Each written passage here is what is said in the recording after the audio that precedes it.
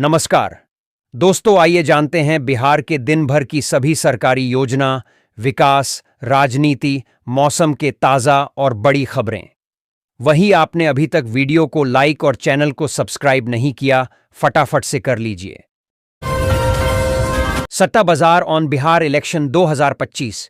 बिहार विधानसभा चुनाव के लिए 2 चरणों में मतदान 6 और 11 नवंबर को के बाद नतीजे 14 नवंबर को जारी होंगे। एनडीए या महागठबंधन बिहार में किसकी सरकार बनेगी, इस बार में तरह तरह के सर्वे और अनुमान लगाए जा रहे हैं। इस बीच राजस्थान के मशहूर फलोदी सट्टा बाजार ने भी बिहार चुनाव पर अनुमान लगाया है।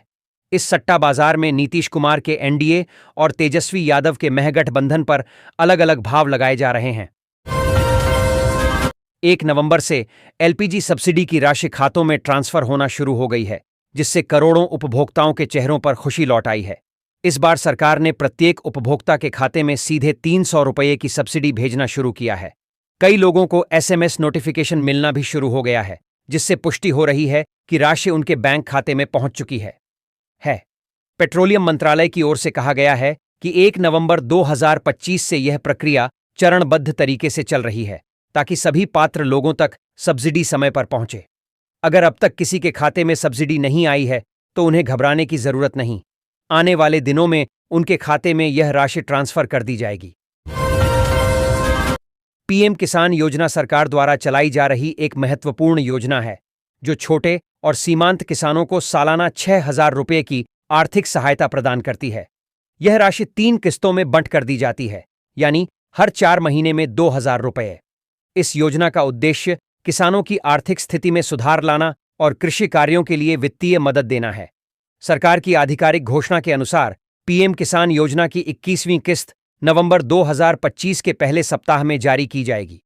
कई राज्यों जैसे पंजाब, हरियाणा, हिमाचल प्रदेश, जम्मू कश्मीर और उत्तराखंड में यह किस्त पहले ही जारी हो चुकी है। शेष राज्यों में भी जल्द ही यह राशि पहुंचने का अनुमान है। सहारा इंडिया को 2025 तक का गया दिया गया था कि सभी सहारा इंडिया ग्राहकों को पैसा वापस कर दिया जाए। अगर आपको भी 2025 टकला सहारा इंडिया का पैसा वापस नहीं हुआ है, तो आप सहारा ऑफिस में जाकर अपना स्टेटस चेक करवा। आप अभी तक ऑनलाइन नहीं किया है, तो किसी भी दुकान या घर बैठे हैं सहारा इंडिया का ऑनलाइन करवा। अगर इसमें आपका नाम गलत या और कुछ गलत बताती है, तो सहारा ऑफिस में जाकर मैनेजर से मिले। तेजस्वी यादव ने प्रधानमंत्री नरेंद्र मोदी की भाषण शैली पर आपत्ति जताई है। उन्होंने कहा कि प्रधानमंत्री बिहार का अपमान कर रहे हैं और एनडीए सहयोगियों के साथ गलत व्यवहार कर रहे हैं। तेजस्वी ने यह भी कहा कि भाजपा नीतीश कुमार का उपयोग कर रही है और अगली सरकार महागठबंधन की बनेगी। उत्तर प्रदेश के मुख्यमंत्री योगी आदित्यनाथ ने दरभंगा में बिहार विधानसभा चुनाव प्रचार के दौरान कांग्रेस, राजद और सपा पर हमला बोला। उन्होंने आईएनडीआई गठबंधन को 3 बंदर बताते हुए राहुल गांधी, तेजस्वी यादव और अखिलेश यादव पर निशाना साधा। योगी ने राम मंदिर के मुद्दे पर भी विपक्ष को घेरा और डबल इंजन सरकार की उपलब्धियों को गिनाया। उन्होंने मुफ्त राशन योजना का भी उल्लेख किया। उत्तर प्रदेश के मुख्यमंत्री योगी आदित्यनाथ ने दरभंगा में बिहार विधानसभा चुनाव प्रचार के दौरान कांग्रेस, राजद और सपा पर हमला बोला।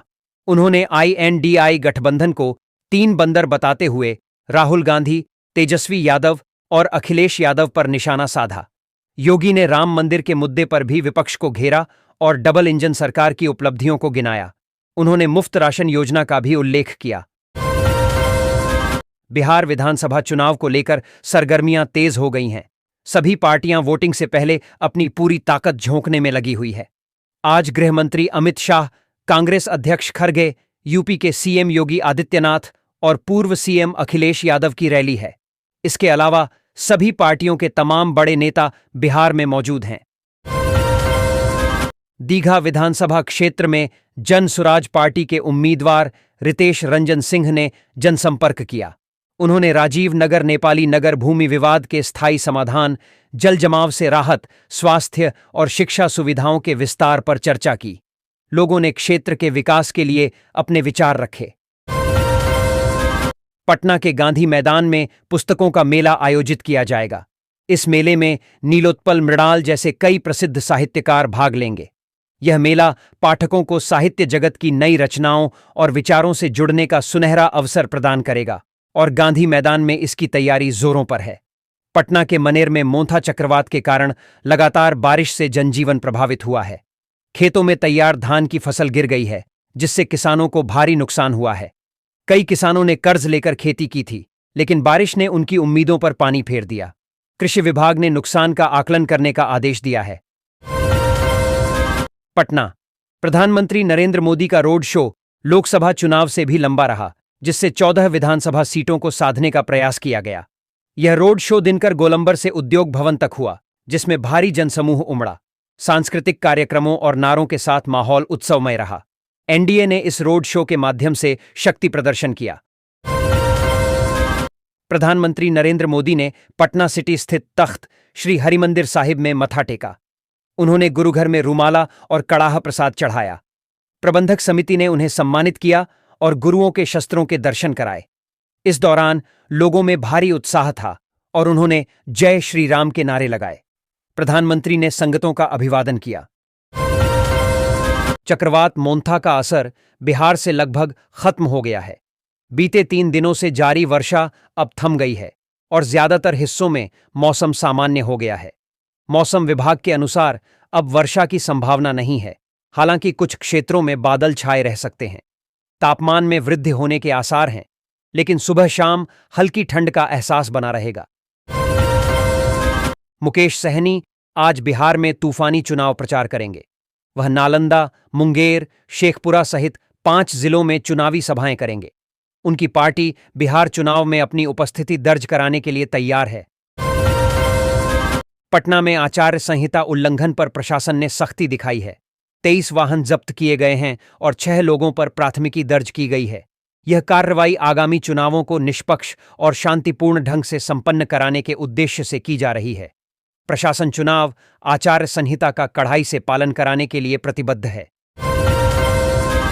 कांग्रेस की स्टार प्रचारक प्रियंका गांधी आज बिहार में 2 चुनावी रैलियों को संबोधित करेंगी और रोसड़ा में रोड शो करेंगी। इन कार्यक्रमों का उद्देश्य बिहार में कांग्रेस के समर्थन को मजबूत करना और मतदाताओं को पार्टी के पक्ष में लाना है। मुख्यमंत्री नीतीश कुमार ने एक चुनावी सभा में अनोखे अंदाज में एलजेपी-आर प्रत्याशी का समर्थन किया। उन्होंने कहा कि अरे अरुण बाबू, इधर आइए, हम आपके वोटर हैं भाई। पटना में बारिश के बाद डेंगू का प्रकोप बढ़ गया है। पिछले 24 घंटों में 18 नए मामले सामने आए हैं, जिससे कुल संक्रमितों की संख्या 1425 हो गई है। स्वास्थ्य विभाग डेंगू के प्रसार को रोकने के लिए प्रयासरत है और नागरिकों से सहयोग की अपील की गई है। तेजस्वी यादव ने बिहार की जनता से वादा किया है कि अगर उनकी सरकार बनती है तो युवाओं को नौकरी की सूचना मोबाइल पर ही मिल जाएगी। तेजस्वी ने कहा कि जब वे कहते हैं कि सभी परिवार के एक सदस्य को सरकारी नौकरी दी जाएगी, उसका भाव यह है कि सरकार चलाने में राज्य के हर एक परिवार की भागीदारी होगी। गोपालगंज में विधानसभा चुनाव के पहले चरण के मतदान के लिए 6 डिस्पैच सेंटर बनाए गए हैं। 4 नवंबर से मतदान कर्मी यहां योगदान देंगे, जिसके बाद उन्हें प्रशिक्षण दिया जाएगा। 5 नवंबर को पोलिंग पार्टियां मतदान केंद्रों के लिए रवाना होंगी। 6 नवंबर को मतदान होगा और 14 नवंबर को मतगणना की जाएगी। डिस्पैच सेंटरों पर सभी जरूरी सुविधाएं उपलब्ध कराई गई हैं। बिहार विधानसभा चुनाव को लेकर सरगर्मियां तेज हो गई हैं। सभी पार्टियां वोटिंग से पहले अपनी पूरी ताकत झोंकने में लगी हुई हैं।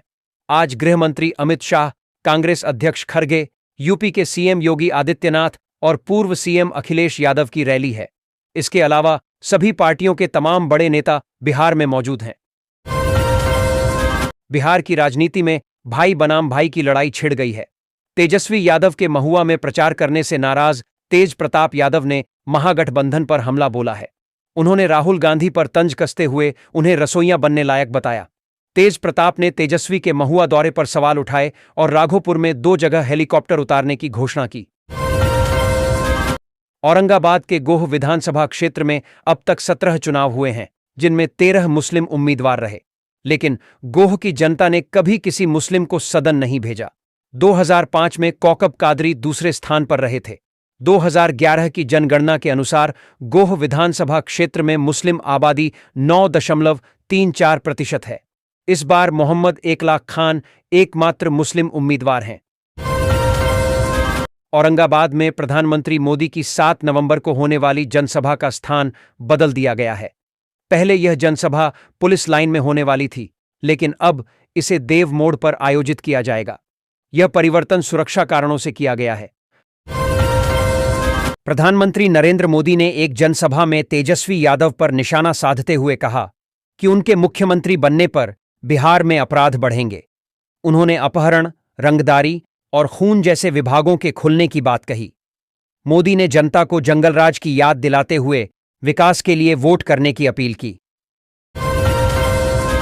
राजद नेता तेजस्वी यादव ने जगदीशपुर में चुनावी रैली को संबोधित करते हुए महागठबंधन सरकार बनने पर बाबू वीर कुंवर सिंह किला को पर्यटन स्थल बनाने का वादा किया।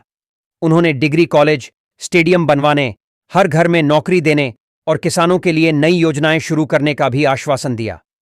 तेजस्वी ने बिहार में रोजगार और विकास पर जोर दिया और प्रधानमंत्री मोदी पर तंज कसा।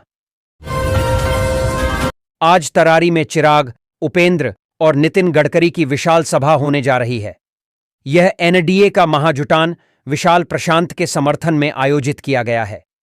इस सभा का उद्देश्य एनडीए की शक्ति का प्रदर्शन करना और मतदाताओं को एकजुटता का संदेश देना है। नेतागण विशाल प्रशांत के पक्ष में भाषण देंगे और समर्थन जुटाएंगे। प्रधानमंत्री मोदी ने अपने 43 मिनट के भाषण में जंगलराज शब्द का 15 बार और कट्टा शब्द का 4 बार प्रयोग किया। उन्होंने 2005 से पहले बिहार में हुई जातीय हिंसा का भी उल्लेख किया, जिससे लोगों को पुराने दिनों की याद आ गई। बिहार विधानसभा चुनाव को लेकर सरगर्मियां तेज हो गई हैं। सभी पार्टियां वोटिंग से पहले अपनी पूरी ताकत झोंकने में लगी हुई हैं। आज गृहमंत्री अमित शाह, कांग्रेस अध्यक्ष खरगे, यूपी के सीएम योगी आदित्यनाथ और पूर्व सीएम अखिलेश यादव की रैली है। इसके अलावा सभी पार्टियों के तमाम बड़े नेता बिहार में मौजूद हैं। उत्तर प्रदेश के मुख्यमंत्री योगी आदित्यनाथ ने मुजफ्फरपुर में एक जनसभा को संबोधित करते हुए राजद, कांग्रेस और सपा पर जमकर हमला बोला। उन्होंने राजद के शासनकाल को अपहरण उद्योग बताया और कहा कि उस दौरान बिहार में 30,000 से अधिक अपहरण हुए थे। उन्होंने वर्तमान सरकार के विकास कार्यों की सराहना की और एनडीए के पक्ष में मतदान करने की अपील की। जहानाबाद में शिक्षा विभाग की लापरवाही के कारण 450 शिक्षकों को 4 महीने से वेतन नहीं मिला है, जिससे वे आर्थिक संकट से जूझ रहे हैं। त्योहारों के बावजूद वेतन न मिलने से शिक्षकों में निराशा है। बीपीएसएससी से नियुक्त प्रधान शिक्षकों और हेडमास्टरों को एचआरएमएस पोर्टल पर कन्वर्जन पूरा न होने के कारण परेशानी हो रही है। शिक्षकों ने धरना प्रदर्शन की चेतावनी दी है। जमुई के खैरा प्रखंड में भाजपा का झंडा जलाने का मामला सामने आया है। श्रेयसी सिंह ने इस घटना का वीडियो सोशल मीडिया पर साझा किया है। वीडियो में कुछ युवक झंडा जलाते हुए दिख रहे हैं। श्रेयसी सिंह ने इसे शरारती तत्वों की हरकत बताया है और विपक्ष पर समर्थन का आरोप लगाया है। पहले भी भाजपा की प्रचार गाड़ी पर हमले की घटना हुई थी। कैमूर जिले में 15 नवंबर से धान की खरीदारी शुरू होगी, जिसके लिए विभाग तैयारियों में लगा है। किसानों को धान बेचने में आसानी हो, इसके लिए सभी आवश्यक इंतजाम किए जा रहे हैं। विभाग का लक्ष्य है कि इस बार धान की खरीद में तेजी लाई जाए और अधिक से अधिक किसानों को इसका लाभ मिले। लखीसराय विधानसभा क्षेत्र में भाजपा ने सबसे अधिक 5 बार जीत दर्ज की है। 1977 से अब तक के चुनावों में भाजपा के अलावा जनता दल और जनता पार्टी ने 2-2 बार, जबकि कांग्रेस और राजद ने 1-1 बार जीत हासिल की है। 2000 में कृष्णचंद्र प्रसाद सिंह ने राजद के फुलैना सिंह को हराया था। विजय सिन्हा ने भी कई बार जीत दर्ज की, जिससे भाजपा का दबदबा बना रहा। लखीसराय विधानसभा क्षेत्र में एनडीए और महागठबंधन अपने मुख्य मतदाताओं को रिझाने में जुटे हैं। दोनों गठबंधन मतदाताओं को आकर्षित करने के लिए प्रयास कर रहे हैं। एनडीए अपने परंपरागत वोट बैंक को एकजुट रखने पर ध्यान दे रहा है, जबकि महागठबंधन एनडीए के वोट बैंक में सेंध लगाने की कोशिश कर रहा है। मतदाता विकास और रोजगार जैसे मुद्दों पर ध्यान दे रहे हैं। मधेपुरा में मुख्यमंत्री नीतीश कुमार ने एक जनसभा को संबोधित करते हुए अपनी सरकार की उपलब्धियां गिनाईं। उन्होंने कहा कि उनकी सरकार ने बिहार में कानून का राज स्थापित किया है और शिक्षा, स्वास्थ्य और विकास के क्षेत्र में कई काम किए हैं। उन्होंने जनता से एनडीए को फिर से मौका देने की अपील की, ताकि विकास जारी रहे। मधुबनी में खेतों में पानी भरने से धान की फसलें बर्बाद हो गई हैं, जिससे किसानों की चिंता बढ़ गई है। जल भराव के कारण गेहूं की बुआई में भी देरी हो रही है। किसानों का कहना है कि मौसम की मार ने उन्हें बुरी तरह प्रभावित किया है, जिससे उनकी फसलें खराब हो रही हैं। बिहार चुनाव के सियासी घमासान में अब भाई भाई भी आमने सामने आ गए हैं। लालू यादव के दोनों बेटों ने एक दूसरे के खिलाफ मोर्चा खोल दिया है। सोमवार को तेज प्रताप यादव ने तेजस्वी के गढ़ राघोपुर में चुनाव प्रचार किया। इस दौरान उन्होंने जनशक्ति जनता पार्टी के प्रत्याशी प्रेम कुमार के लिए वोट मांगे। इस दौरान उन्होंने कहा कि हरा झंडा वाला राजद पार्टी फर्जी है, असली लालू जी की पार्टी जनशक्ति जनता पार्टी यही है। हरा वाला जयचंद के चक्कर में है, असली अर्जुन राघोपुर से प्रेम कुमार है। बिहार विधानसभा चुनाव के दौरान गोपालगंज जिले की कुचायकोट सीट पर प्रचार के दौरान मोकामा जैसी स्थिति बन गई। कुचायकोट से विधायक एवं जदयू उम्मीदवार अमरेंद्र पांडेय उर्फ पप्पू पांडेय और जन सुराज पार्टी के कैंडिडेट विजय चौबे का काफिला अचानक आमने सामने आ गया। दोनों ही पार्टियों के समर्थक नारेबाजी करने लगे। हालांकि अमरेंद्र और विजय ने टकराव की स्थिति को रोक दिया। दोनों ही प्रत्याशियों ने एक दूसरे को नमस्कार किया और फिर हाथ मिलाकर आगे बढ़ गए। कांग्रेस के राष्ट्रीय अध्यक्ष मल्लिकार्जुन खड़गे ने कहा है कि मुख्यमंत्री नीतीश कुमार को प्रधानमंत्री नरेंद्र मोदी गुमराह कर रहे हैं। राज्य में एनडीए सरकार बनने की स्थिति में भाजपा नीतीश कुमार को गायब कर देगी। नीतीश कुमार को चुनाव बाद मुख्यमंत्री बनाने का नाम भी नहीं ले रहे हैं। आरोप लगाया कि नरेंद्र मोदी झूठों के सरदार हैं।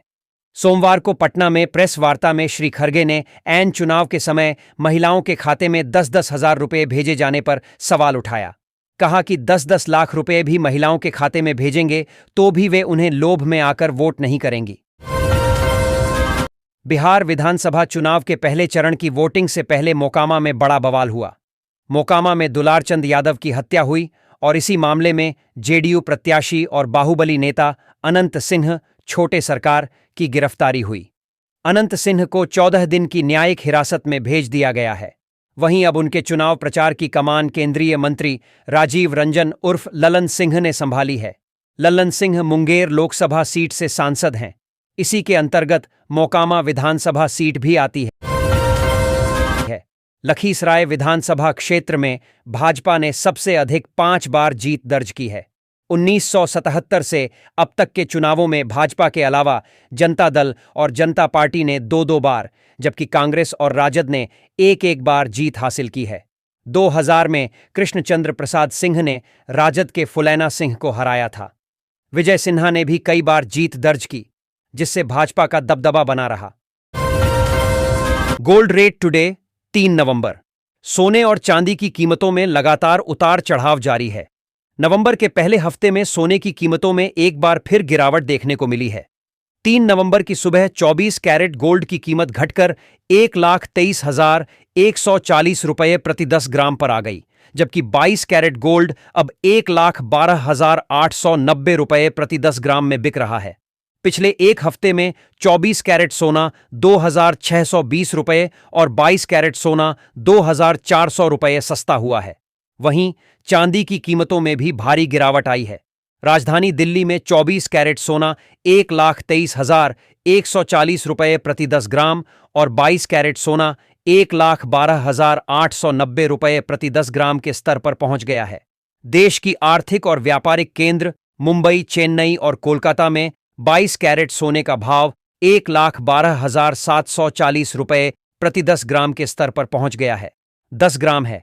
वहीं 24 कैरेट गोल्ड 1,22,990 रुपये प्रति 10 ग्राम पर चल रहा है। Gold rate in India. देश के 10 बड़े शहरों में आज के गोल्ड रेट 3 नवंबर 2025। दिल्ली 24 कैरेट 1,23,140 रुपये प्रति 10 ग्राम। 22 कैरेट 1,12,890 रुपये प्रति 10 ग्राम मुंबई। 24 कैरेट 1,22,990 रुपये प्रति 10 ग्राम एंड 22 कैरेट 1,12,740 रुपये प्रति 10 ग्राम अहमदाबाद। 24 कैरेट 1,22,990 रुपये प्रति 10 ग्राम। 22 कैरेट 1,12,790 रुपये प्रति 10 ग्राम चेन्नई। 24 कैरेट 1,22,990 रुपए प्रति 10 ग्राम। 22 कैरेट 1,12,740 रुपए प्रति 10 ग्राम कोलकाता। 24 कैरेट 1,22,990 रुपए प्रति 10 ग्राम। 22 कैरेट 1,12,740 रुपए प्रति 10 ग्राम हैदराबाद। 24 कैरेट 1,22,990 रुपए प्रति 10 ग्राम। 22 कैरेट 1,12,740 रुपए प्रति 10 ग्राम जयपुर। 24 कैरेट 1,23,140 रुपए प्रति 10 ग्राम। 22 कैरेट 1,12,890 रुपए प्रति 10 ग्राम भोपाल। 24 कैरेट 1,22,990 रुपए प्रति 10 ग्राम। 22 कैरेट 1,12,790 रुपए प्रति 10 ग्राम लखनऊ। 24 कैरेट 1,23,140 रुपए प्रति 10 ग्राम।